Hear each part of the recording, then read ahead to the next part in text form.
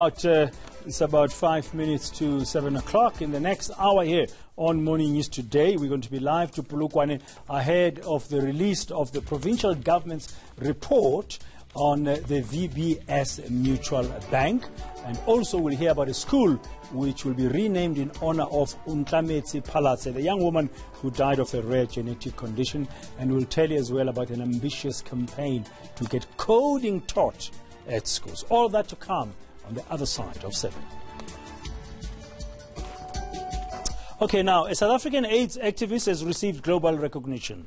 Vuyiseka Dubula-Majola has been awarded the Franco-German Prize for Human Rights and the Rule of Law for 2018. This award recognizes her lifelong commitment to helping HIV-positive people, especially women. Dubula-Majola is a former Secretary General of the Treatment Action Campaign, and currently she's Director of the Africa Center for HIV/AIDS Management at Stellenbosch University. She's joining us now via Skype. Vuyiseka, I guess congratulations are in order. What does this award mean to you?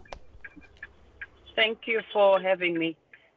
This award is basically recognition of poor people like me living with HIV who took upon themselves to use the Constitution to assert their rights during the time when there was no treatment in South Africa. But we've gone beyond using the Constitution, but applying the Constitution in other areas of our lives. For example, access to decent quality health care, also inspired many other movements. So this is acknowledgement of people who have led the struggle against HIV in South Africa.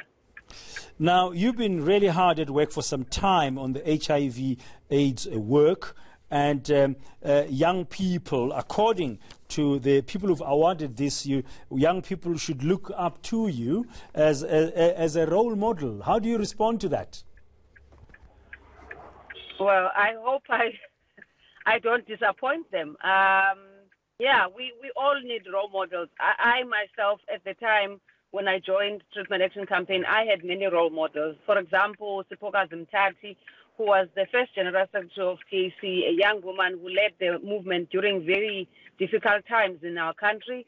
Zaki Ahmad, who also led the movement as a person living with HIV. So I'm hoping that also I do that part. I play my role and mentor other young people to be activists who are able to contest power, but also organize in their communities for better dignity for poor people, but also social justice. Yeah, you've been reported to say that you welcome challenges because that's how we grow. What kind of challenges are you still facing in your work today? Well, as you know, that the HIV epidemic in South Africa continues to be one of the biggest health threats that we have for our generation. Our HIV infections continues to be very, very high, particularly affecting young women. So our future needs to be different. So that's the first challenge. The second challenge is, yes, we've won in terms of access to affordable medicines, particularly antiretrovirals, but there are other medicines that are very expensive. For example, treatment for cancer is highly expensive and inaccessible to poor people. So those are some of the remaining challenges. And lastly, I think one of the challenges that we are all faced with in the whole world is the redress on human rights for women, but also human rights for other marginalized groups. For example, transgender people, gay people, lesbian women who are killed, and some of them driven away from their own countries because of moralistic leadership and policies that are pushing other people away.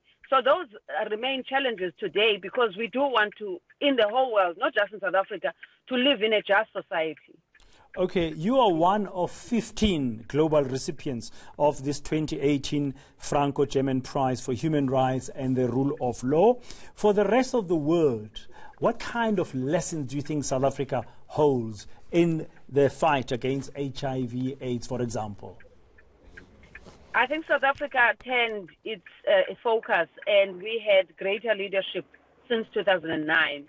That is something that we all need to acknowledge, and I think it's something to be learned and a lesson for the rest of the world, that when our government decides that it will listen to its people and it actually make change, real meaningful change in policy, things do turn around. And I think 2009, with the change in leadership in the ANC, change in leadership in government, we have seen significant improvement in policy response in HIV. As a result, over 4 million people are on treatment, which by 2009, we were struggling to even get to 2 million.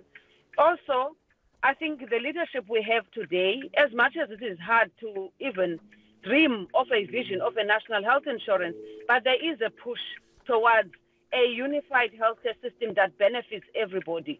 I think many countries need to move towards taking responsibility for healthcare, including HIV, rather than dependence on external donor funding for health programs such as HIV, because it makes people's lives at risk of donor aid, and it's not sustainable that way. And I think South Africa has really done well to at least fund its own HIV program. Yes, with a little bit of some money from PEPFAR, but significant amount of the HIV program is funded domestically. That is, for me, something to be acknowledged. Thank you very much, Vuyiseka Dubula-Majola. And once again, congratulations on this international award. That's Vuyiseka Dubula-Majola, who's been recognized with an international prize for human rights.